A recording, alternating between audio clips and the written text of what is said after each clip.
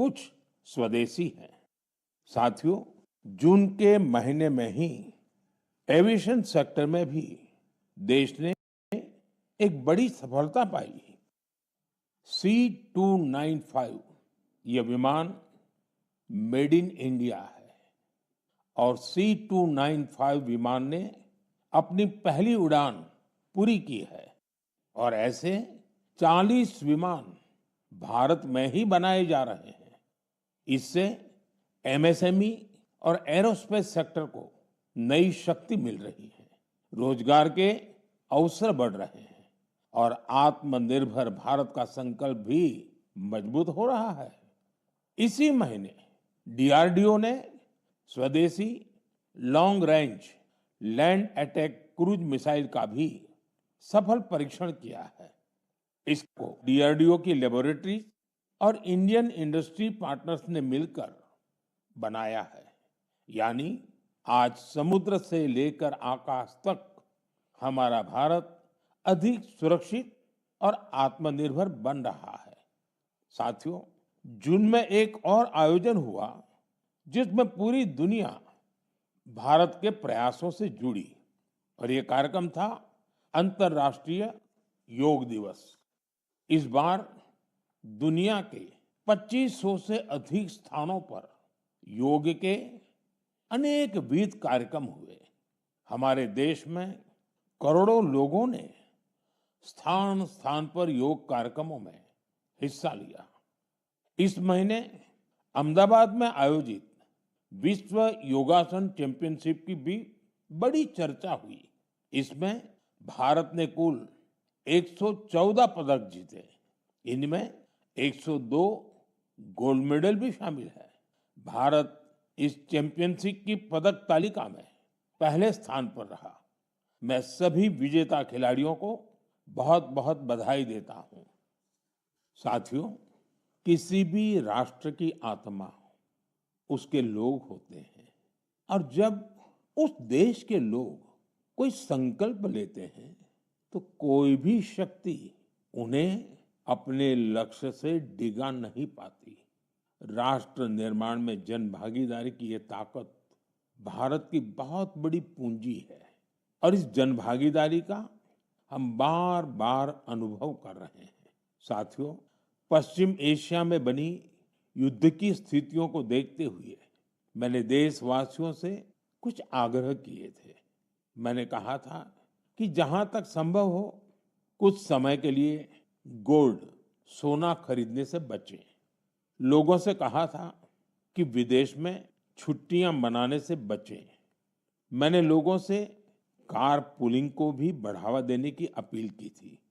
मैंने किसानों से केमिकल मुक्त खेती के लिए, खेत बचाने के लिए और प्राकृतिक खाद का ज्यादा से ज्यादा इस्तेमाल का आग्रह किया था।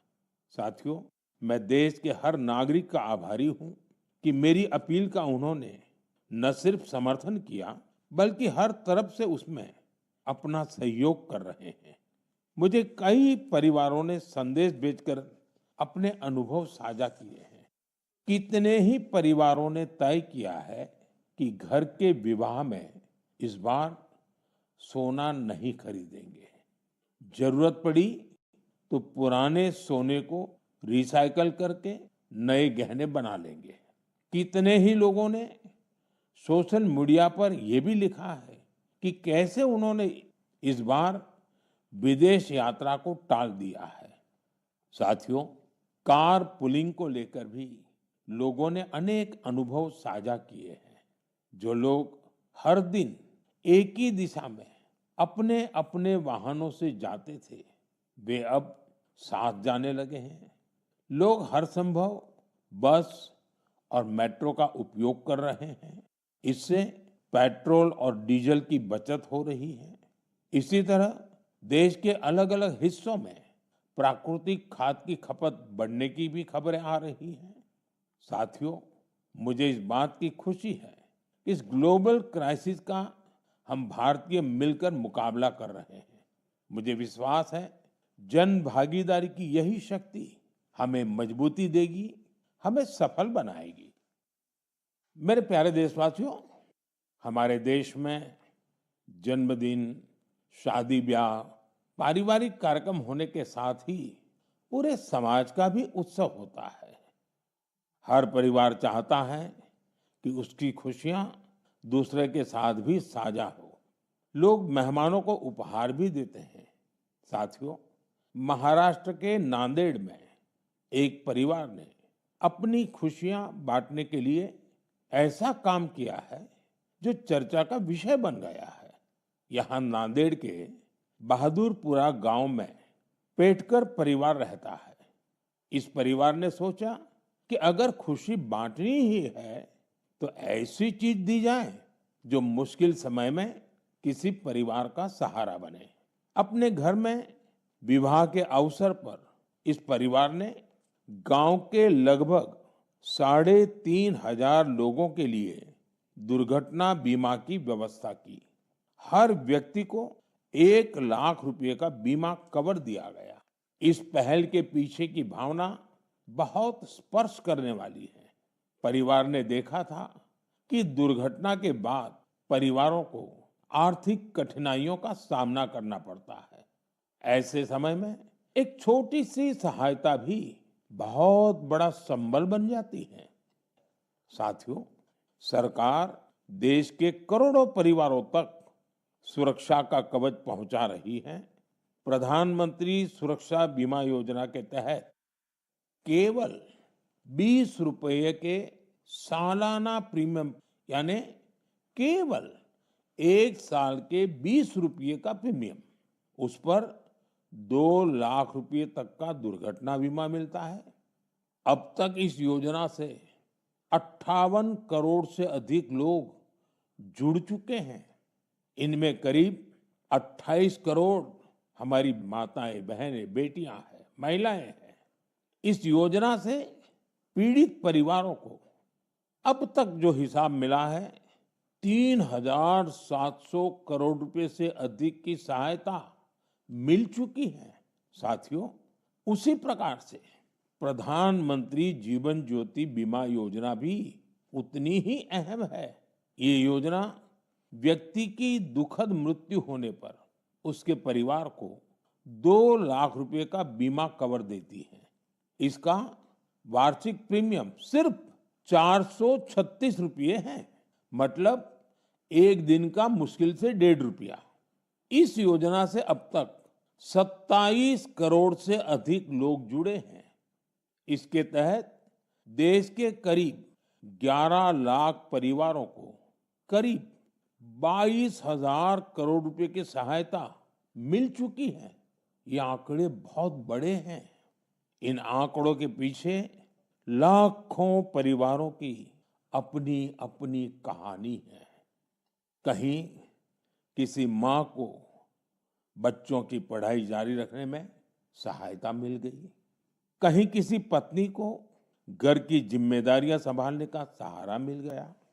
साथियों, कई बार बहुत बड़ी सुरक्षा की शुरुआत बहुत छोटी राशि और एक छोटे से कदम से हो सकती है।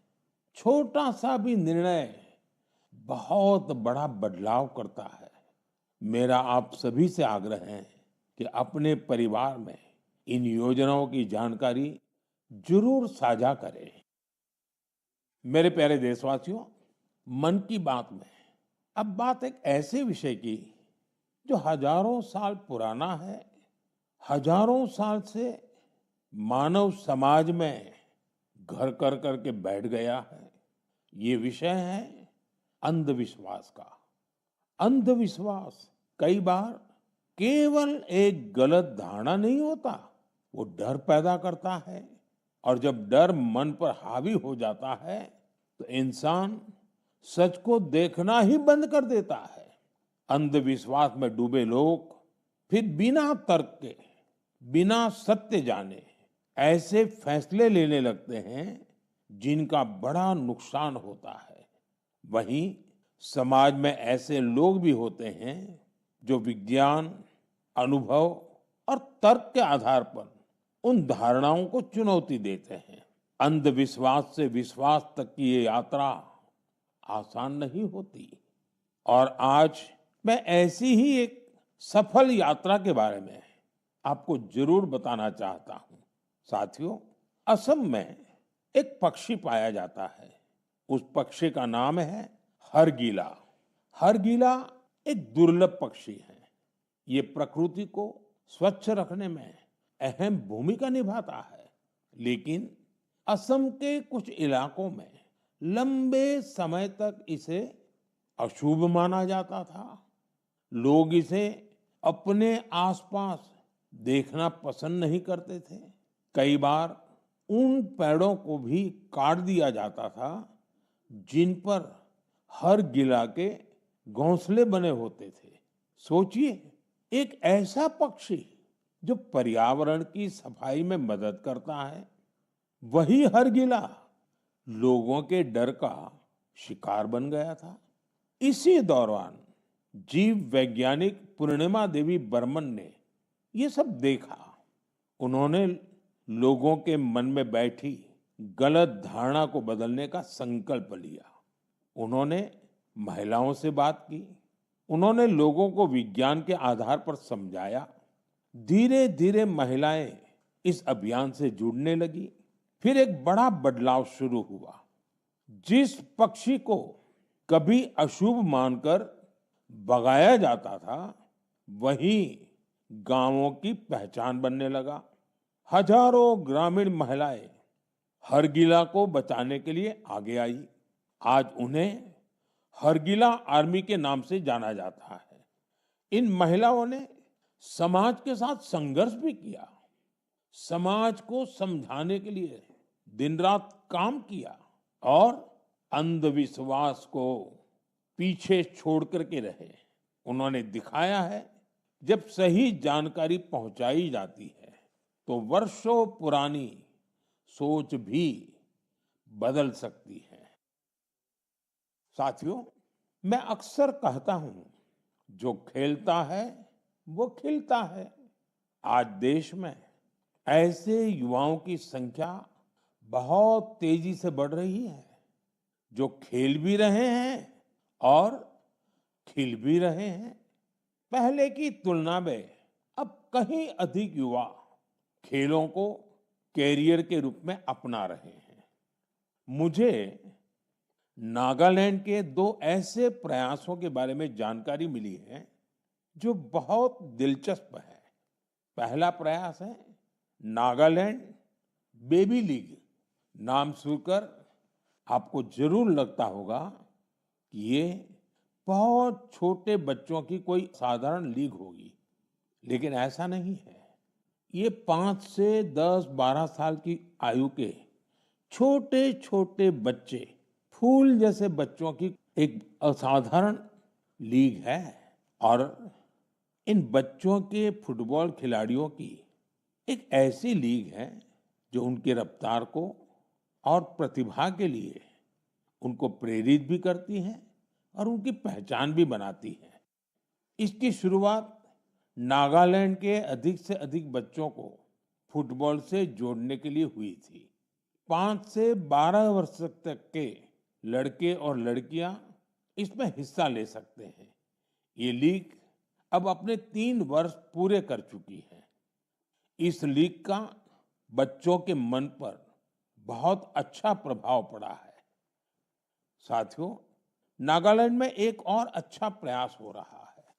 इसका नाम है नागालैंड विमेन फुटसल लीग।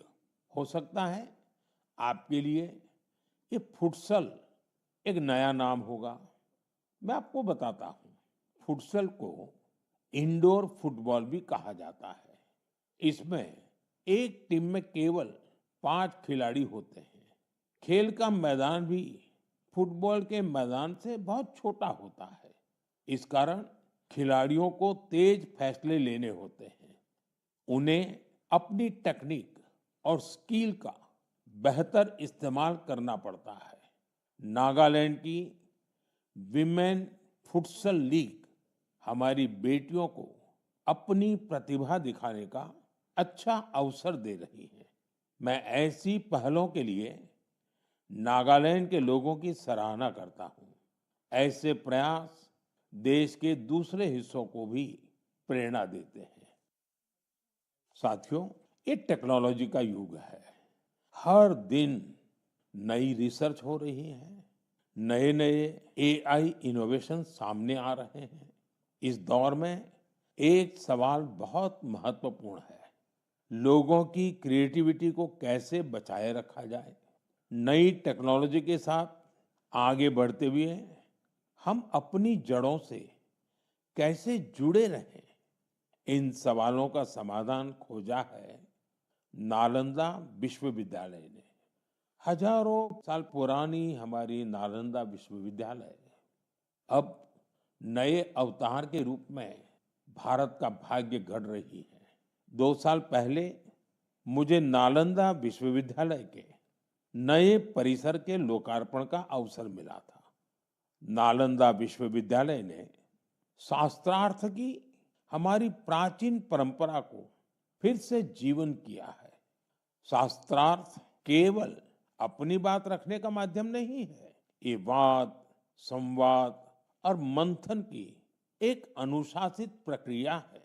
इसमें तर्क के साथ, तथ्य के साथ अपनी बात कहना बहुत जरूरी होता है और उसमें आपकी महारत होनी चाहिए। दूसरों के विचारों को धैर्य से सुनने और समझने की सीख भी इस शास्त्रार्थ की प्रक्रिया से मिलती है। मुझे खुशी है कि नालंदा विश्वविद्यालय ने इसे अपने दीक्षांत समारोह का हिस्सा बनाया। इसमें भाग लेने वाले करीब आधे स्टूडेंट्स अन्य देशों से आए थे। एक प्राचीन परंपरा को आज के समय से जोड़ने का ये प्रयास बहुत सराहनीय है। मैं इसके लिए नालंदा विश्वविद्यालय को बहुत बहुत बधाई देता हूं। मैं देश के दूसरे विश्वविद्यालयों से भी आग्रह करूंगा कि वे ऐसी पहल पर विचार करें। साथियों, जड़ों से जुड़े रहकर युवाओं को नई टेक्नोलॉजी के लिए तैयार करने का एक और अच्छा प्रयास हो रहा है। दिल्ली में स्थित central Sanskrit university artificial intelligence और डेटा साइंस में बीटेक प्रोग्राम शुरू करने जा रही है। ये आधुनिक टेक्नोलॉजी को भारत के पारंपरिक ज्ञान से जोड़ने की दिशा में एक महत्वपूर्ण कदम है। इससे भारतीय भाषाओं के लिए नए एआई टूल्स तैयार करने में मदद मिलेगी। हमारे प्राचीन ग्रंथों और पांडुलिपियों को डिजिटल रूप में संरक्षित करने के काम को भी नई गति मिलेगी। मैं सेंट्रल संस्कृत यूनिवर्सिटी को इस प्रयास के लिए बहुत बहुत शुभकामनाएं देता हूं। साथियों, आज भारतीय संस्कृति दुनिया के अलग अलग हिस्सों तक पहुंच रही है। हमारे गीत, संगीत और आध्यात्म को दुनिया भर के लोग जान रहे हैं और अपना रहे हैं। भारत से हजारों किलोमीटर दूर कैरिबियन सागर में डोमिनिकन रिपब्लिक नाम का एक देश है। वहां भारतीयों की संख्या करीब 100 है, शायद उससे भी कम होगी। इसके बावजूद भारतीय संस्कृति और आध्यात्म से जुड़ा एक बहुत अच्छा प्रयास वहां हो रहा है। वहां स्पेनिश बोलने वाले कुछ लोगों ने एक टीम बनाई है। इस टीम का नाम है ब्रह्म कमल डोमिनिकाना। टीम के सदस्य मिलकर वैदिक साहित्य का अध्ययन करते हैं। वे वैदिक मंत्रों का उच्चारण भी सीख रहे हैं। उन्हें इसकी कोई फॉर्मल ट्रेनिंग नहीं मिली है, लेकिन उन्होंने ऑडियो रिकॉर्डिंग सुनकर वैदिक मंत्रों का सही उच्चारण सीखा है। आज वे कई मंत्रों का बहुत अच्छे से जाप कर लेते हैं। इनमें पुरुष सूक्तम, श्री सूक्तम, श्री रुद्रम, दुर्गा सूक्तम और देवी महात्म्य शामिल है। भारत से इतनी दूर रहकर हमारी परंपराओं को सीखने का उनका ये प्रयास बहुत प्रेरक है। मैं ब्रह्म कमल डोमिनिकाना वहां के सभी सदस्यों को उनके प्रयासों के लिए शुभकामनाएं देता हूं। मैं ऐसे सभी लोगों की हृदय से सराहना करता हूं जो भारतीय संस्कृति को दुनिया भर में लोकप्रिय बनाने के लिए निरंतर प्रयास कर रहे हैं। मेरे प्यारे देशवासियों, मेघालय की पहचान बादलों से है, खूबसूरत नजारों से है।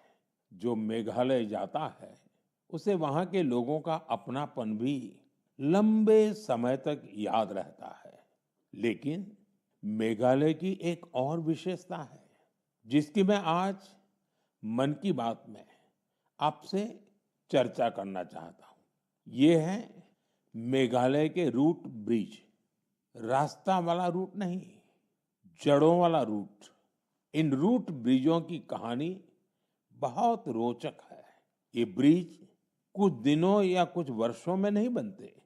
इन्हें तैयार होने में कई दशक लगते हैं। रबर के पेड़ों की जड़ों को धीरे धीरे दिशा दी जाती है। इन जड़ों को जल धाराओं के पार ले जाया जाता है। समय के साथ वही जड़ें एक मजबूत ब्रिज का रूप ले लेती हैं। इन ब्रिजों की एक और विशेषता है, ये जीवित ब्रिज है। समय बीतने के साथ ये और मजबूत हो जाते हैं। इनमें मेघालय के लोगों की सृजनशीलता दिखाई देती है। इनके पीछे वर्षों का धैर्य और प्रकृति के प्रति गहरा सम्मान है। ये ब्रिज बताते हैं कि मनुष्य प्रकृति के साथ मिलकर कितनी अद्भुत चीजें बना सकता है। ये हमारे देश की, इस धरती की धरोहर है।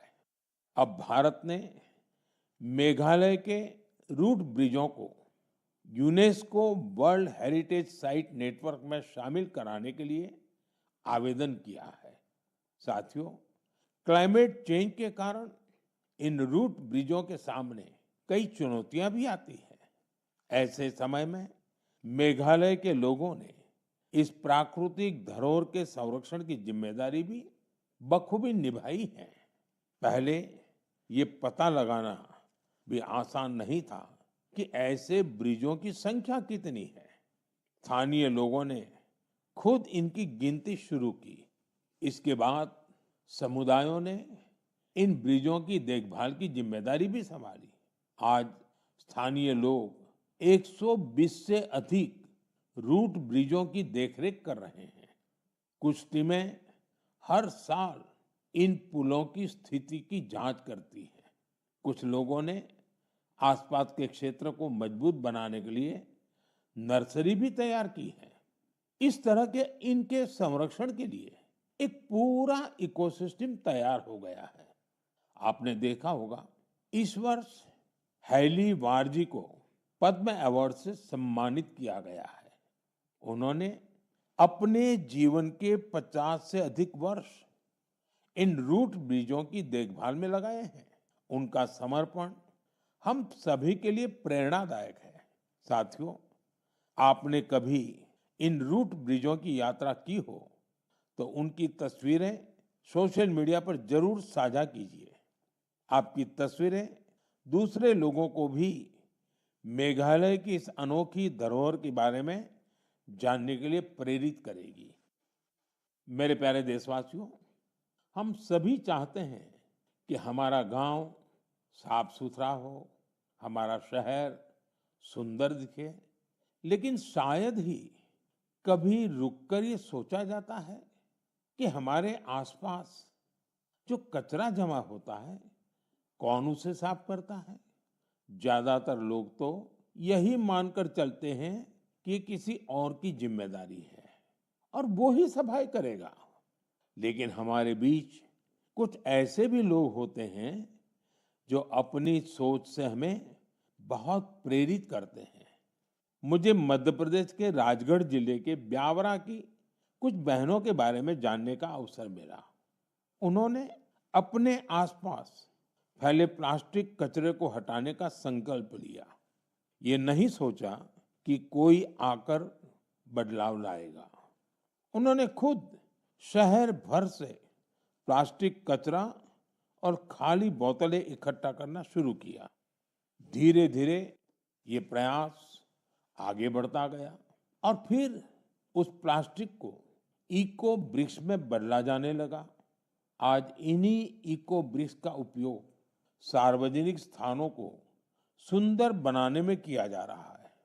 राजगढ़ में पिछले कुछ महीनों में सैकड़ों किलो प्लास्टिक को रिसाइकल करके उनका बेहतर उपयोग किया गया है। यानी जो प्लास्टिक पहले शहर में प्रदूषण फैलाता था, आज वही इन बहनों के प्रयास से शहर की सुंदरता बढ़ाने में योगदान दे रहा है। मैं ब्यावरा की सभी बहनों और इस अभियान से जुड़े साथियों को बधाई देता हूं। मेरे प्यारे देशवासियों, मुझे कई लोगों ने पत्र लिखकर एक खास विषय पर बात करने का सुझाव भेजा है। ये विषय गणेश उत्सव से जुड़ा है। वैसे तो गणेश उत्सव में अभी काफी समय बाकी है, लेकिन लोगों ने ये आग्रह किया है कि इस विषय पर अभी ही बात होनी चाहिए। दरअसल गणेश जी की मूर्तियां बनाने का काम बहुत पहले शुरू हो जाता है। मूर्ति बनाने वाले, मूर्तियों के व्यापार से जुड़े लोग अभी से सक्रिय हो जाते हैं। इसलिए मेरा आप सभी से एक आग्रह है, आप प्रयास करें कि आपके घर, सोसाइटी या आसपास की जगहों पर गणपति बप्पा की जो मूर्ति स्थापित हो, वो हमारे देश की मिट्टी से बनी हो, वो हमारे अपने कुम्हारों और स्थानीय कलाकारों के हाथों तैयार हुई हो। जो लोग गणेश जी की मूर्तियां बनाते हैं, उनसे भी मेरा आग्रह है कि वे मिट्टी की मूर्तियों को प्राथमिकता दें, और जो लोग मूर्तियां खरीदते हैं, वे भी यह जरूर देखें कि गणपति बप्पा की मूर्ति किससे बनी है और किस देश में तैयार हुई है। प्लास्टर ऑफ पेरिस से बनी मूर्तियां बिल्कुल न खरीदें। साथियों, मिट्टी की मूर्तियां पूजा के बाद सहज रूप से पानी में विलीन हो जाती हैं। इससे हमारी नदियां, तालाबों और पर्यावरण की रक्षा होती है। हमारी आस्था भी बनी रहती है और प्रकृति के प्रति हमारा दायित्व भी पूरा होता है। जब हम स्थानीय कारीगरों से मूर्ति खरीदते हैं, हम वोकल फॉर लोकल के संकल्प को मजबूत करते हैं। मुझे विश्वास है इस बार गणेश उत्सव में और ऐसे हर उत्सव में हम ऐसी सारी बातों पर जरूर गंभीरता से सोचेंगे और देश हित में कदम भी उठाएंगे। साथियों, हमारे देश की सबसे बड़ी शक्ति हमारे देश के लोग हैं। देश के अलग अलग हिस्सों में हो रहे छोटे बड़े प्रयास हमें बहुत कुछ सिखाते हैं। ये प्रयास बताते हैं कि जब मन में संकल्प हो और समाज का साथ मिले, तो कोई भी बड़ा बदलाव लाया जा सकता है। आप अपने आसपास हो रहे ऐसे प्रयासों के बारे में मुझे जरूर लिखते रहिए। अपने विचार और अपने सुझाव भेजते रहिए। हो सकता है आपके आसपास की कोई छोटी सी पहल पूरे देश के लिए प्रेरणा बन जाए। अगले महीने हम फिर मिलेंगे, देशवासियों के कुछ नए प्रयासों की चर्चा करेंगे। तब तक आप अपना और अपने परिवार का ध्यान रखिए। और हाँ, जल संचय तो करना ही करना है। बारिश के पानी की एक एक बूंद को हमें बचाना है।